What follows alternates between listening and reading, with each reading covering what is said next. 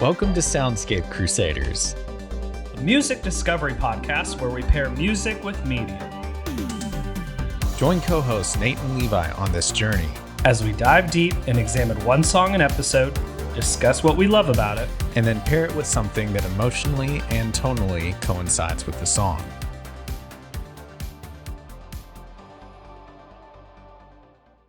I'm like super fucking excited for this episode. So Dude, me too. I'm so fucking ready. This was like my childhood, like this era. Yeah. So a lot of these bands like we can talk about, a lot of the ones we can kind of present are like really near and dear to my heart. And a lot of them still kind of hold up today. So I'm like super excited. I really can't wait to hear what you have. And I guess we should really just go right into it and present September as When September Ends. And what is that? What is that theme? So the theme I think we're going to go for is like 2000s rock. So rock between 2000 to 2009. So When September Ends comes from the song Wake Me Up When September Ends by Green Day, which was released on their record American Idiot in 2004, which is kind of like those quintessential, rock, punk, emo records. So a lot of the bands we're going to be talking about for these next 4 weeks are kind of like in that same vein. Right. And I think to start off the week, like to start off this month, to start off this theme, I think we need to go in it with a bang, and we need to go. So the band I'm choosing is a little band from Newark, New Jersey, kind of one of the pioneers of this pop punk, this emo movement. And we're going to be talking about a My Chemical Romance song today. I'm so fucking excited, bro. I'm not super familiar with My Chemical Romance. Okay. That was one of the, I didn't listen to a ton of punk, and I listened to a lot of rock, and that spanned a lot of different types of rock, but My Chemical Romance never really fell into that. Whereas now it's like easy to get that kind of music all mixed in. During that time period, it's like if you didn't have a CD or MTV, like I don't really know where else you'd find the music, right? Like unless your friend hands you a burned disc and is like, yeah, this was before LimeWire and all that kind of like file sharing, illegal kind of bull, Yeah, and like you had to be like slightly savvy to do that, I think. Yeah. Anyway, right? Like, I mean, you didn't have to be like super intelligent, but. Right, but you had to like kind of like know the signs of like what might be a virus, what might not be a virus, or many family computers were destroyed in that time period. Or you'd like download like I don't know, like a Metallica record or something, and it'd be like an audio book for something else, and it like it wouldn't line up. That happened to me a couple times. Luckily we never got a virus, but I didn't play too much with that kind of fire, Yeah. Because first it was Napster, right? Yes, and then Metallica was kind of like the big band that spearheaded the end of Napster. Right. Because if I remember correctly, Napster was basically like a file sharing website for free, and you could send files back and forth. And these bands that would get this music kind of circulated between people, they weren't getting any cut. And, Metallica was Lars Ulrich, I don't know how to pronounce that per se, but he's the drummer of Metallica, and he kind of like really spearheaded that movement, and Napster got shut down real fast. So yeah. And then it moved to LimeWire. What was the other one? I used one called like, I think LimeWire was the big one I used. I didn't use LimeWire. Yeah, LimeWire was the big one, and then there was something called like Snow. I can't remember the name of it. It was like after LimeWire kind of fell apart. Yeah, can't remember the name, but all that to be said, it was basically torrenting, right? Like essentially, without like using like a BitTorrent or like uTorrent or like one of those programs that like connected the seeds to the leeches and stuff like that. I don't know the technology too well. Not gonna confirm or deny that I did that. Right. But If you're a torrenting expert and you'd like to talk to us, hit us up on social media. At Sound Crusaders. We'll be waiting. We will not give your information to the FBI. Nope. I promise. We're on the side of spreading the gospel, I guess. But yeah, dude. So what all do you know about My Chemical Romance?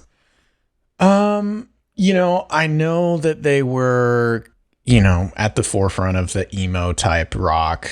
When I think of them, I think of I think of maybe like Good Charlotte is an example of kind of a similar type vibe, I guess. They were definitely in that same era. Right. Yeah, I did some research today. So My Chemical Romance was, like I said earlier, was a band formed in Newark, New Jersey. They started in 2001. They technically started September 12th, 2001. Gerard Way, who's the lead singer of the band, and I think his brother Mikey, who's the bassist, basically watched like the Twin Towers fall September 11th. And like the next day they formed the band. So I thought this was a really interesting fact. The only reason I'm bringing this up is because it ties to an older episode of ours. But the name My Chemical Romance comes from a book, which is it's a collection of 3 novellas titled Ecstasy: 3 Tales of Chemical Romance, which was by Irvine Welsh. Irvine Welsh also wrote a book called Train Spotting, which is a pick. Yeah, which is a pick I had for was it Toxic? I think that's what I chose Train Spotting for. Yeah. Yeah.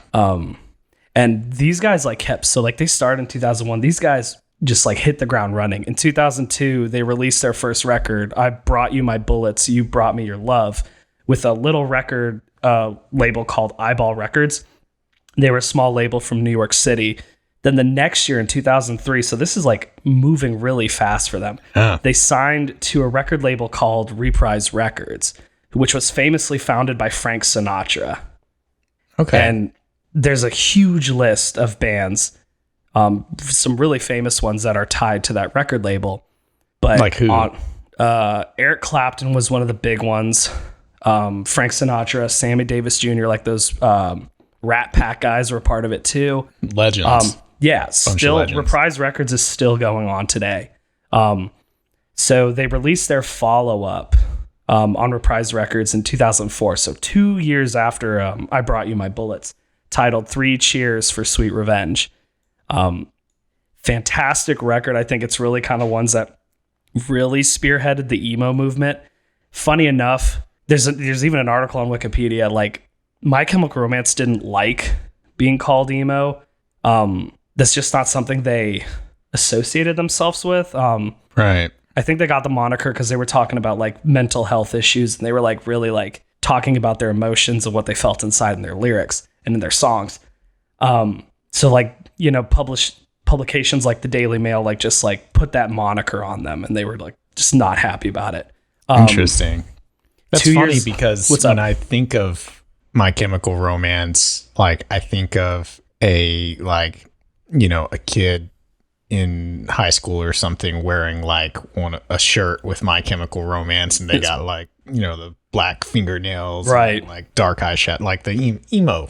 Right. I mean, like, so like 2 years after 3 Cheers, they released the phenomenal rock opera, The Black Parade. And like the whole, like, it's a huge one.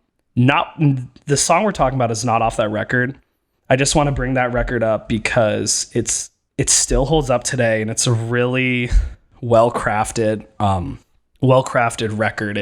It's haunting, it's beautiful, it's poignant, it's so well made, well produced. The instrumentals are great, they're so catchy and like impactful. I think it still really holds up today. 4 years later, they released a record in 2010. I think it was Danger Days was the name of it. And then 4 years later, I think is when they went on hiatus or broke up. I can't remember which one. But now they're back together doing a reunion tour. They were starting to do that right before COVID hit. Right. That doesn't matter. We're not going into that era. We're not going really past Black Parade. The song we're talking about today is it's not even on the Black Parade. I just wanted to bring that up. But I think like when, you're talking about the emo thing, like the aesthetic of the Black Parade was like black band suits, like the old timey like marching band suits that you'd see like in parades and stuff, but like all black, the black hair, the black eyeliner, black nails. That aesthetic also came out during their first 2 records as well, but Black Parade really kind of like, I felt, elevated that to a new level. It almost became their identity. Like they were in their shows during that tour, during the Black Parade tour, they were dressed in all that, garb and stuff. The song we're talking about today is the lead single from 3 Cheers. And the song we're going to be talking about is called I'm Not Okay, I Promise. Have you heard that one? I'm not sure if I have. I'll know when we listen, but I'm not sure. To me, it's like one of the most quintessential. I know they don't like the emo moniker, but it's like one of the most quintessential emo songs ever. And it's phenomenal. And I'm so excited to talk about it today. I'm excited to hear it. Let's go ahead and listen to it. See how it's, is this link good? Yes, it's going to be the music video. Okay. In 3, 2, 1.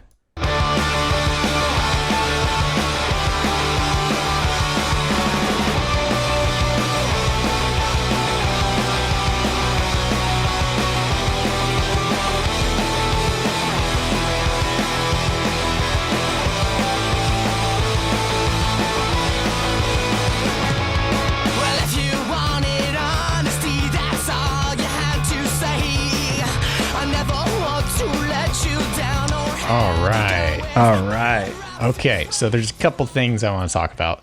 Go for it. I'm not sure if I've heard this song before. Okay. But that was a good listen. I really liked it. I want to circle back to what we were talking about, which was quote unquote emo music, right? Yeah. They were called emo, and they weren't big fans of that. Yes. And I'm trying to, one, understand why that, they're not okay with that label, and 2, not okay.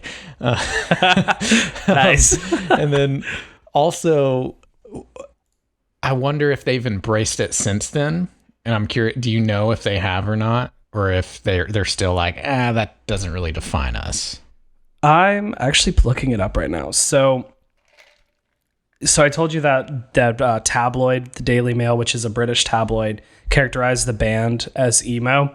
Mm-hmm. They also called it a cult of self-harm, which is a super that's kind of pretty negative. It's very negative. And I think that's probably where like that kind of like dislike came from, because it gave it such a negative image when they're really singing to those that felt, out of place, wronged in any way. They were singing to like angsty teens, they were representing those people.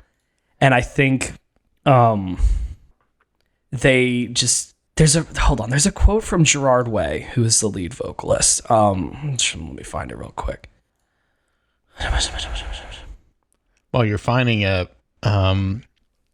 what you just said, like, almost exactly encapsulated my thoughts of what I would define emo music is. Mm-hmm. And that's, it's reaching out to the outcast and saying, like, you're not the only one. And like, there's a community here where, sometimes you don't feel like you belong where you are.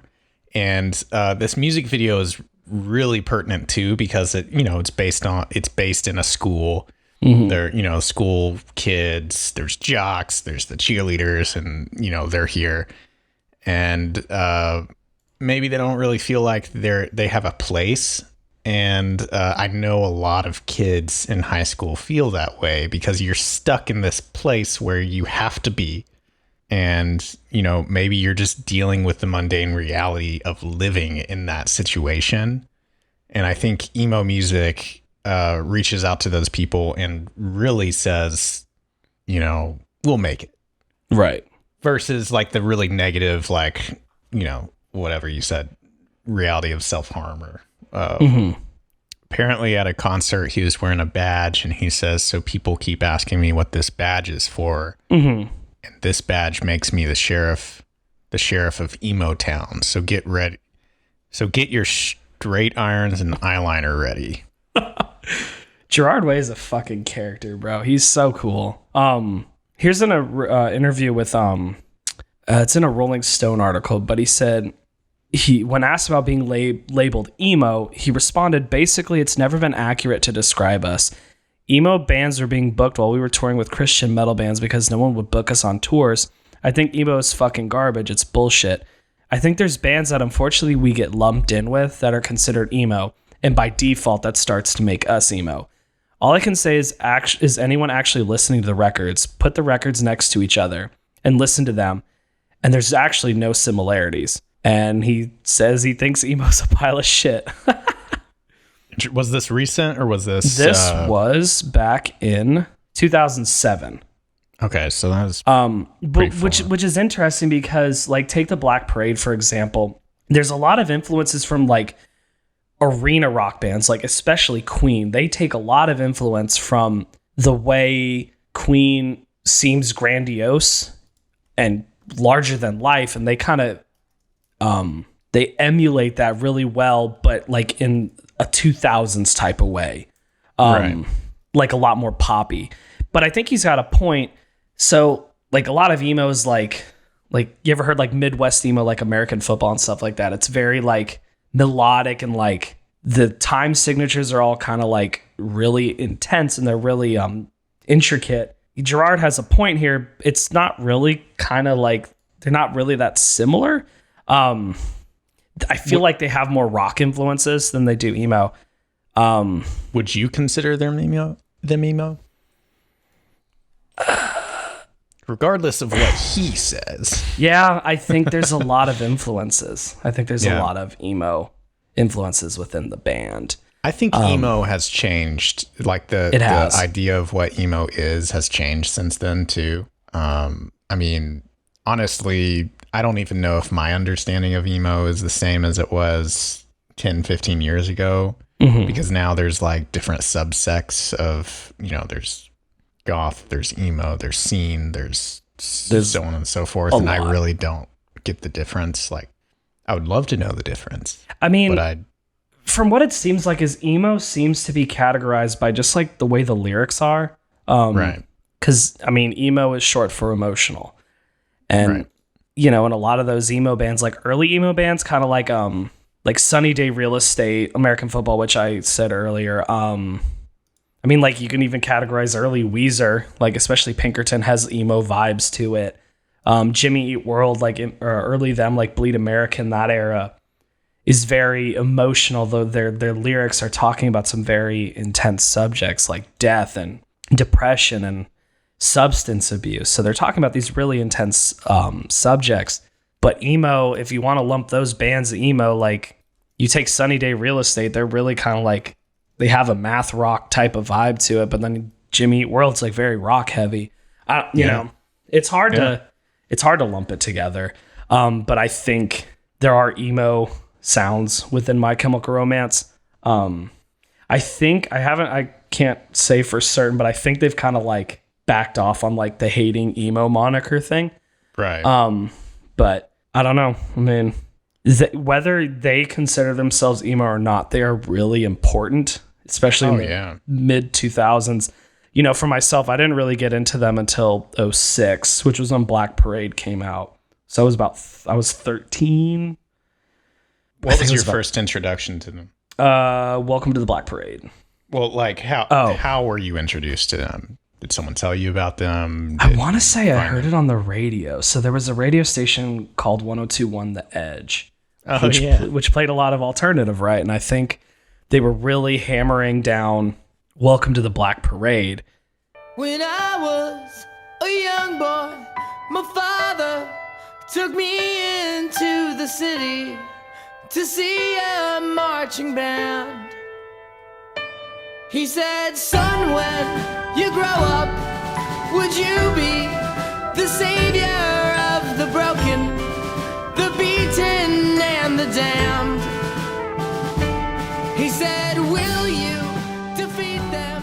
Which is the fifth track off the 2006 record, The Black Parade. It's a great song. starts with a really, really kind of somber, beautiful piano ballad, and it gets into this like really like energetic like rock song. It's so good. Right. Dude, 1021. Yeah, 1021. Yeah. Yeah, that I remember that because where we lived, the Dallas stations were like you could sometimes get them. You were on the fringe. And the Dallas stations were so much better than what we had, and like I would get freaking excited when I could get some fuzzy reception from 1021 The Edge. Dude, The Edge was the best because they had Edge Fest, How the Edge Stole Christmas, and they took these like alternative bands and like compiled them into these really great shows. Like, nice. I'm so grateful for that because I saw bands like Taking Back Sunday, A Day to Remember, Evanescence, Blue October. Like, there's so many bands I got to see that I listened to growing up. Super grateful for them. It was absolutely great. But I think it was back in 2006, they were really hammering that song, that single, and I was super into it. And a friend of mine gave me a burned copy of The Black Parade. And I think eventually I got a burned copy of Three Cheers. I didn't listen to I Brought You My Bullets until like kind of later. Kind of think it was probably in like late high school, early college. It's an okay record. It's a very punk heavy record. Right. Not so much like emo or like arena rock or anything like that. I think they really kind of hit their stride when they hit this record, Three Cheers. And it shows with just this lead single, man. It's like 3 minutes of just power, and it's so good. Oh, yeah. I mean, this song I really enjoyed. It had all the key elements of what I think of when it comes to this type of music from this particular time period. And really, you and I were both like prime age for this time of music. Right. Like, I mean, what kind of like you give a teenage boy a song that just says I'm not okay and they'll run with it. Yeah. Teenage girls too. They all will. I can't speak from that experience though, obviously, but okay, so let's go into the lyrics because I think we pretty much covered what emo is. So let's delve into the lyrics of I'm Not Okay, parentheses, I promise. Oh, man, I loved the music video, by the way. It felt like a movie trailer. It was really good. Yeah, I like that a lot. Yeah. It was well made, and it was made like a movie trailer. Yeah, with like the MPAA like title card too. Yeah, and then like the text, like if you ever feel this way, I don't know. It felt like a mid 2000s type trailer, that you see. Like when you put your DVD into the DVD player and they play those trailers prior to like the DVD menu. Yeah, that's what it felt like, bro. Yeah, it was cool. Yeah, it was good. It was real good. I like that music video a lot. Yeah, it was awesome. Music videos are just great. Yeah. Lyrics. What do you think about these lyrics? I think we know what the song's about. It's about someone that's not okay. I also think it's there's like a really like concrete like meaning. It's like it feels like it's someone projecting onto Gerard or whoever the narrator is, and it's like they're offloading all their problems to this person, and he's kind of like not getting a word in edgewise. There's no empathy. There's like no empathy between the two characters. Because I guess it's a female that this narrator's talking to. And I guess my assumption would be they're friends. And they're offload. This girl, whoever that is just like offloading all the problems. Like, yeah. In the pre-chorus after verse 1, for all the dirty looks, the photographs your boyfriend took, which I can assume probably nudes, maybe risque photos, maybe, I'm not really sure. remember when you broke your foot from jumping out the second floor? Like, I mean, that's a big problem. You don't want to break any bone. That shit sucks, bro. Yeah. I don't know. That's like kind of like, I mean, I think that is kind of like what it means. And I think it's kind of like, one of those situations where like you think you have a friend, like someone that you can turn to, but they don't share that same kind of empathy with you. Like you're giving them, because you're listening, you're hearing out their problems, but they're not listening to you when you're like, hey, I have my own shit too. Like I have my own problems. Yeah. You ain't gonna listen to me? Like what the fuck? Yeah. Like I'm not okay as well. So, I mean, I don't know. What do you think? I think you're pretty spot on. Looking at the lyrics, it's forget about the dirty looks, the photographs your boyfriend took. You said you read me like a book, but the pages are all torn and frayed. I'm okay, yeah. I'm okay now. But you really need to listen to me because I'm telling you the truth. I mean this. I'm okay. Yeah. And I feel like that point, they're like trying to convince themselves they're okay. Right. When they're, they're really not. Right. Yeah. But everyone's been in that moment where you're like struggling with something and you're like trying to basically talk yourself out of feeling bad. And I really just, this song is, like I said earlier, this song is very much what I would define as emo, even though, they may not, because it's reaching out to the person who's an outcast. Right. I can agree to that. Yeah. And I mean, it's super easy for me to make my pick, by the way. Like I got it in the middle of the music video. Like it just came to me. Yeah. Yeah. So like I'm good set. I'm not stressed at all. Okay. I'm still trying to figure out what I'm going to do. But is there anything else you want to say about the song? It's a fantastic song. There's going to be a lot of people that have probably most likely heard this. Yeah. It's it's not a deep cut. It's not, a hidden track. It's not a sleeper hit. Like this thing was popular. This was the lead MCR single. Was big. Oh yeah. Rightfully so. They're very talented and they still hold up, especially those two records. What's that shirt that I remember seeing? It's probably like it was black with the logo's all like and the logo's all scratchy. Classic Hot Topic shit. Right. Like you walk into Hot Topic at this period in time, it's not like pop shit. It's My Chemical Romance shirts. And the person behind the counter has like 17 piercings and they're staring at you real hard.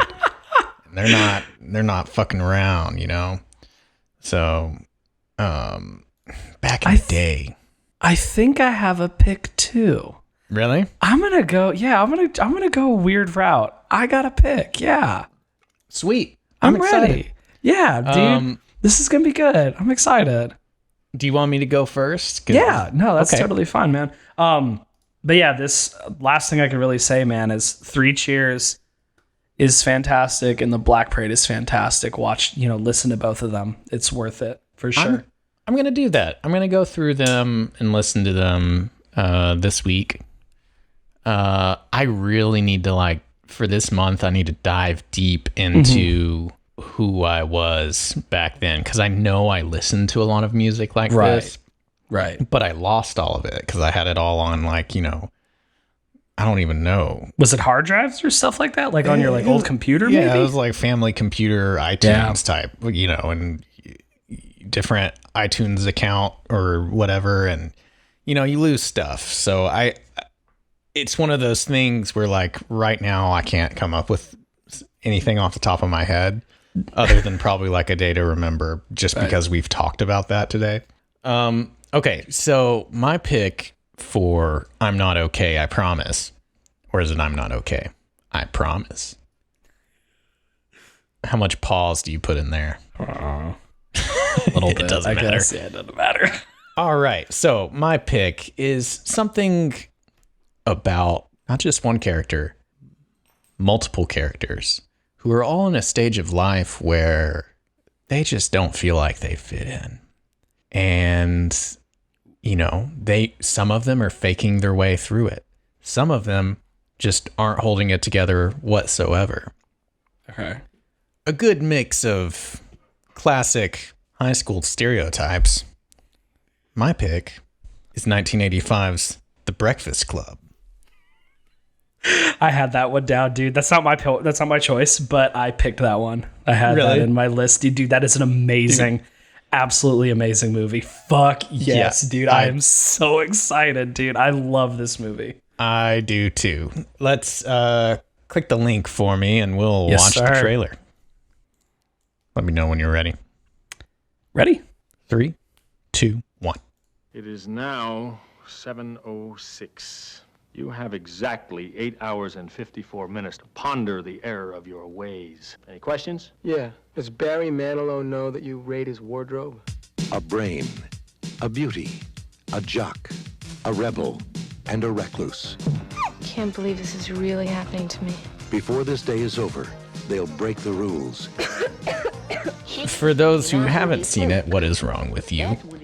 First of all. But no, it's a John Hughes movie. John Hughes, who is famous for his teen comedies, teen romantic comedies. He made Breakfast Club, Pretty in Pink, 16 Candles. I mean, he made like plenty of great movies. Ferris Bueller, Planes, Trains, and Automobiles, Uncle Buck. Like the dude is kind of prolific. He did Ferris Bueller?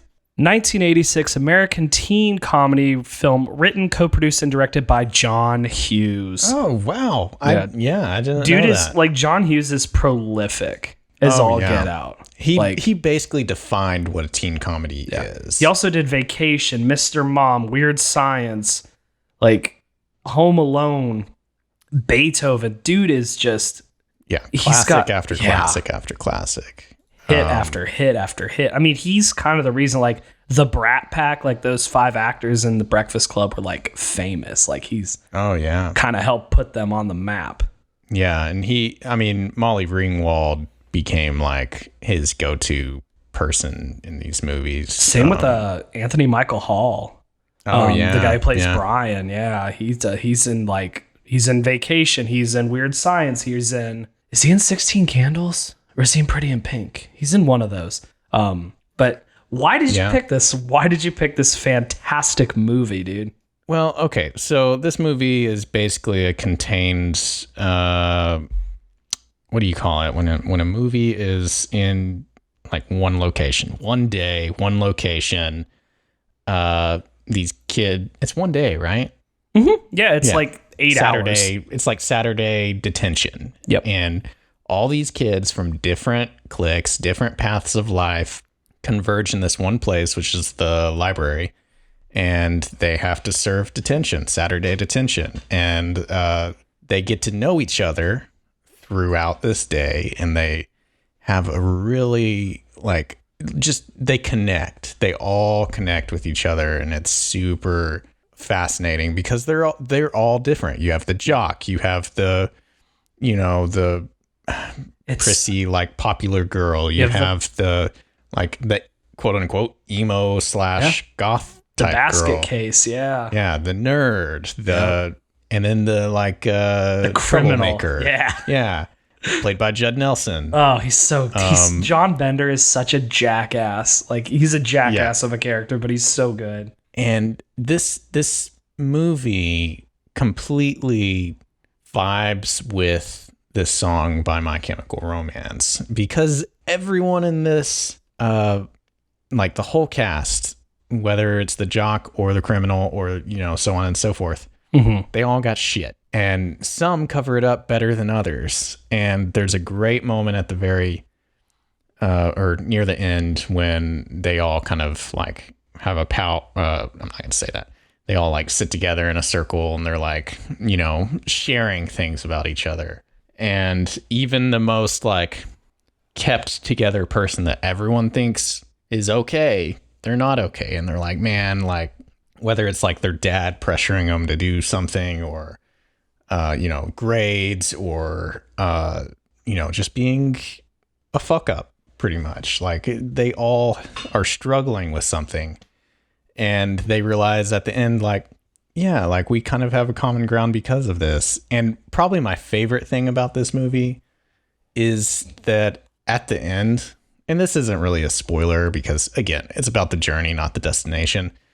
At the end of the movie, it takes the most natural turn to where they're like, are we going to be best friends now?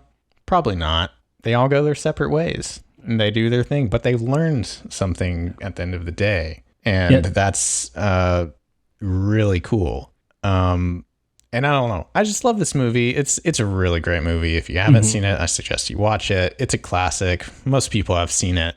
I met Judd Nelson once. Oh, wow. And how was that? Really funny story because I didn't really know who he was at the time, but I was working on a movie as a PA, and it was I won't say the name of the movie, but it was a sci-fi original type movie. And Judd Nelson he showed up, for a few days to be in some scenes as a doctor or something. And the day he showed up, the one of the producers came up to me and they were like, hey,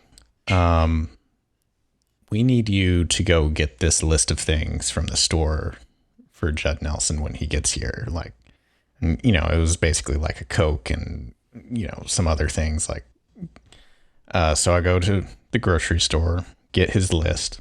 And on the way back, I get in a car wreck, like right in front of the set, like right there. And, so I'm like, I get hit and the bag and stuff, the Coca-Cola gets shooken up and all kinds of things. And I'm there for like an hour dealing with the whole thing, insurance, all of that.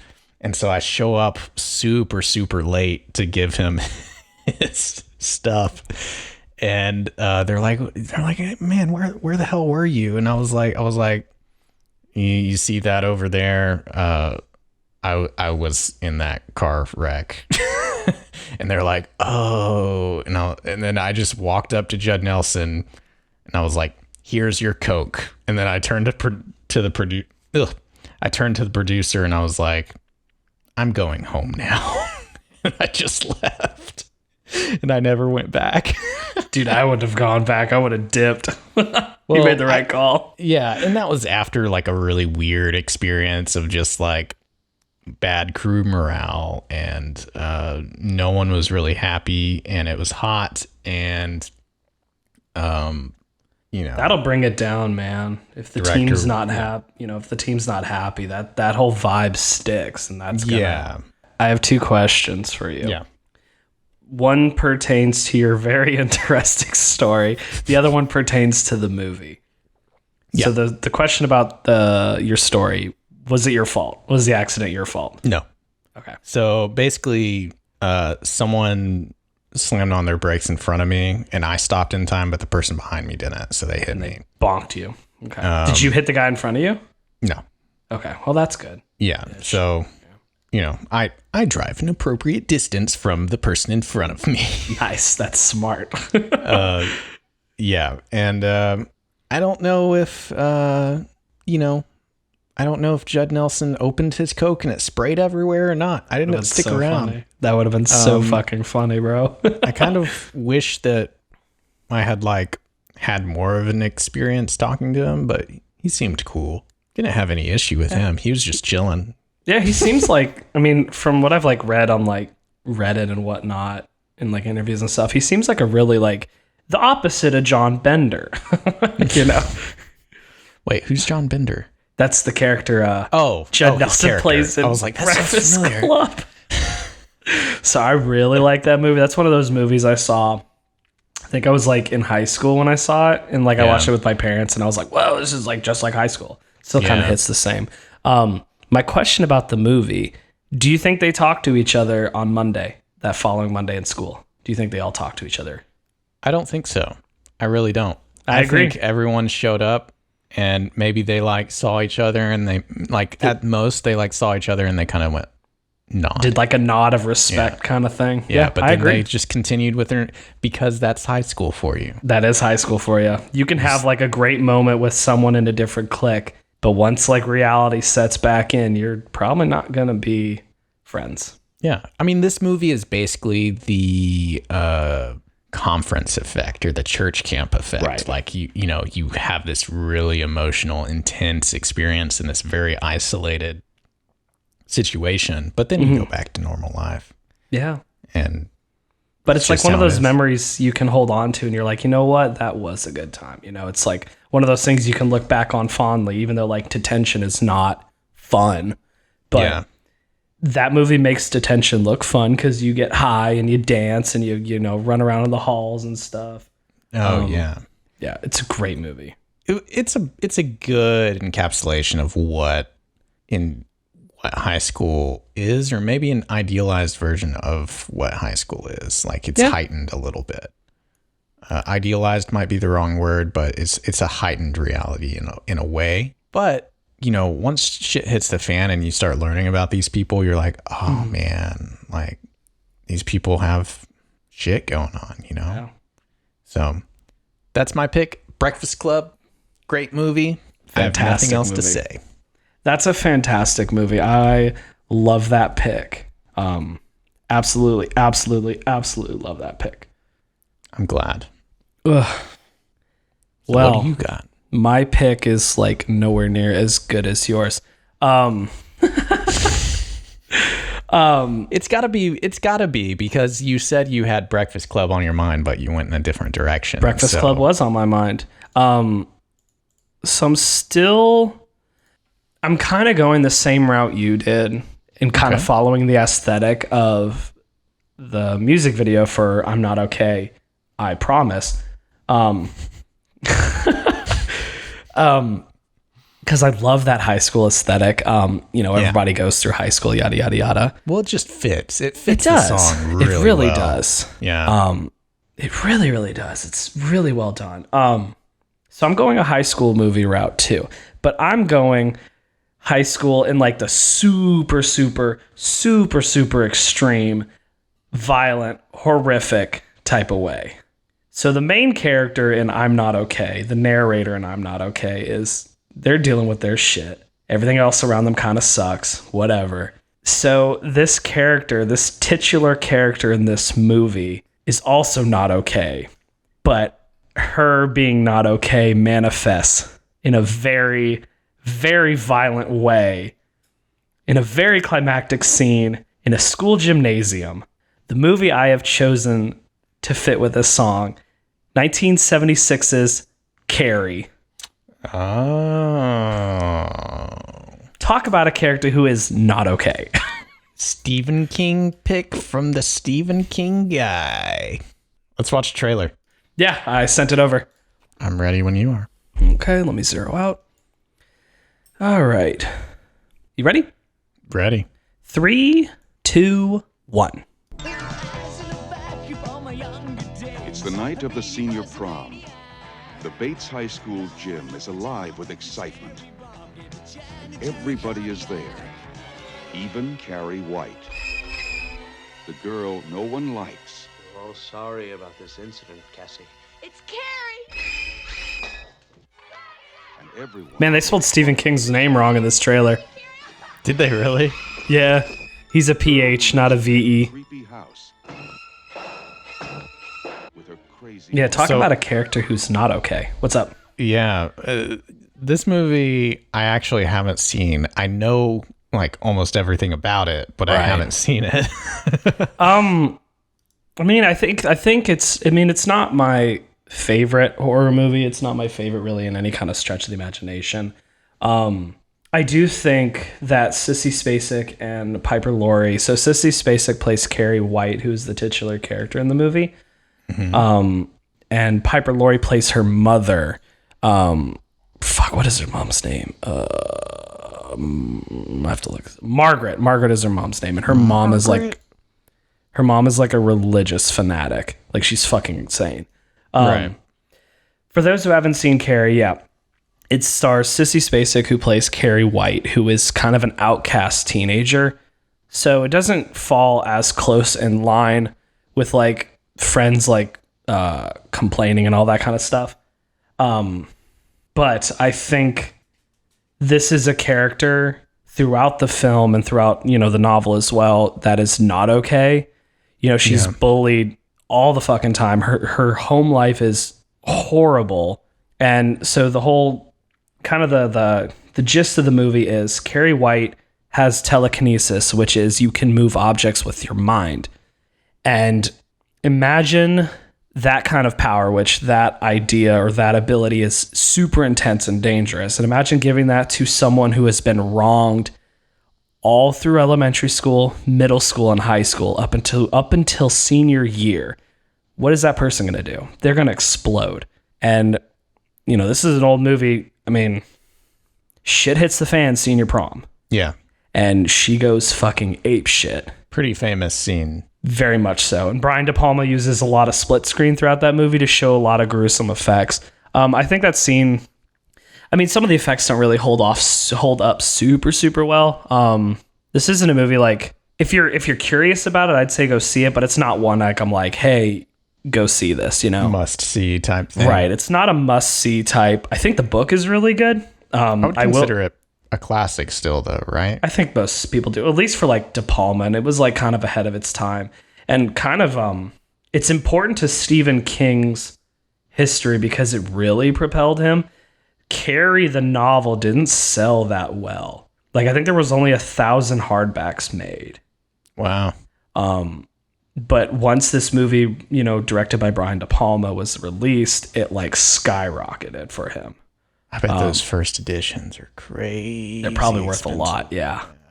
I think the story is really fits in line because it's a character that's not okay, and she needed that kind of like empathy from someone.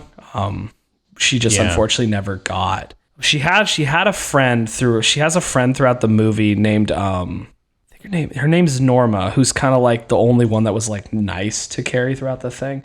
If I remember correctly, I want to say she dies in the movie, but doesn't die in the book, or the opposite way. In one of them, she survives, and one of them she doesn't, because there's a huge, like in the climactic gymnasium scene, she like locks all the doors, and just like shit goes flying everywhere, glasses everywhere, electricity, fire, whatever you can think of is happening. It's a very emotional type scene. I think it fits the emo moniker. It portrays an outcast, which I feel like is very much the same as the song. And it also the trailer shows like, oh yeah, they basically lure her to senior prom. They put her as the queen just so they can play a big prank on her. They dump pig's blood on her. Yeah. It's very gross.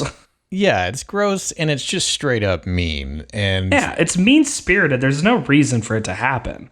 But that's how kids are. Mean. Yeah. Exactly. Kids are fucking high assholes. School kids do shit like that sometimes. They find the outcast and they fuck them up. They go after them, and it's just unfortunate. Right. And yeah, she goes nuts afterwards. Yeah. I think it's a good pick. I think it's pertinent. I definitely think it is applicable. I mean, genuinely, I like this movie, but take it with a grain of salt from me, because I fucking love Stephen King. So I'm very biased. But I do think Sissy Spacek and Piper Laurie really are really fucking good in this movie, because they both got nominated for Academy Awards. I don't think they won. I don't think either of them won, but both have such prolific performances throughout the movie that it's kind of warranted. I think they earned that nomination at least. Do you think that fans of this song may like the movie? Do you think there's a through line there, or not really? As shitty as it is, I would not put it past people. I wouldn't blame someone who has been bullied for all their life to think bad thoughts, or kind of project bad actions onto their bullies. Get revenge. It's essentially getting revenge on your bullies for tormenting you. And you can't tell me someone that hasn't been bullied hasn't thought that, maybe? I don't know. Yeah. Well, I would say this movie probably definitely hits different in a, 2022 era with all of the tragedies that have happened in schools. I don't think that was as common in the 70s. No, Columbine was not till the 90s. And that was kind of really the big one that spearheaded. Yeah. I'm not sure. I mean, I'm sure there were, but not on that large of a scale. Not as common. Sadly. But, if what kind of, if you like blank, you'd like Carrie. Like, what would you fill that blank in with? If you like schlocky, kind of cheesy horror with a really good vengeance element, I think this is a pretty good watch. Yeah. Because is Carrie the hero in this, or is she more of a villain? Yes and no. Because you feel bad for her. She's tormented throughout the movie up until, the senior prom. You feel for her. Is she weird? She's weird. She is a weird kid, but that doesn't warrant her getting bullied by all these people. So the villain is her mother. I think the villain is definitely her mother, because her mother kind of feeds into that fear throughout the whole movie and throughout her life as a character. I think there is an argument that she is a hero in a sense. But the unfortunate part is neutral and good people get caught in the crossfire. Yeah. And it's a very unfortunate fact. And I think that is probably intentional. Yeah. It happens in the book too. Like, Brian De Palma follows the book pretty well. Which is why I think I'm kind of in favor of the movie, because it does a really good job representing the book. Sure. Would I recommend it to you? I don't know. I don't think you would really care for this, but I think if you're genuinely curious about it, I think it's worth a watch. I don't watch it. I don't watch it often. This isn't even my favorite Stephen King movie. Right. But you respect it. I do respect it. I think it has its place, and it has earned its place in kind of the history of whether it's film, literature, media. I think it's earned it. Sure. Because it was definitely, at least for 1976, it was kind of revolutionary and kind of big. So. Right. I think it's a great pick. I think it follows we kind of have a good theme going on. We got high school type. Yeah, we both went the high school route. Yeah. Which is great. It works with the song because everybody's got a I'm not okay type of thought going through high school. Oh, yeah. Yeah. Yeah. When you're at that time when you have high emotions, you have high hormones, you have just a bunch of intense that creates a bunch of intense feelings, and listening to a song that has the lyrics "I'm not okay" can speak to you. Yeah. And in a way, it might even show you that things might be okay. Yeah. Because other people have felt that. Yeah. And there's a light at the end of the tunnel. So I can agree to that. I think that this is a great way to kick off when September ends. I think this was when I was bestowed this privilege to kick off this month, because I super, super love this this type of music. What band, what else could I pick? It was going to be an MCR song. It had to be. It's a great way to kick it off. And I think as much as I wanted to pick something from the Black Parade, Three Cheers came first, and I'm Not Okay was really the one that kind of spearheaded everything. So I think it was a good way to start it. I'm excited, dude. I'm excited to see how this month goes. It's going to be very interesting, and we're going to be doing this until September ends. Hey. So throughout September, get ready. Look out for the punk rock, punk emo rock music of the early aughts. Yeah. Dude, this is going to be great. I'm super excited. Until next time, see you later. Take it easy. I don't know how to end that. Oh, that was actually really good. I was going to play off that. Well, that's our ending now.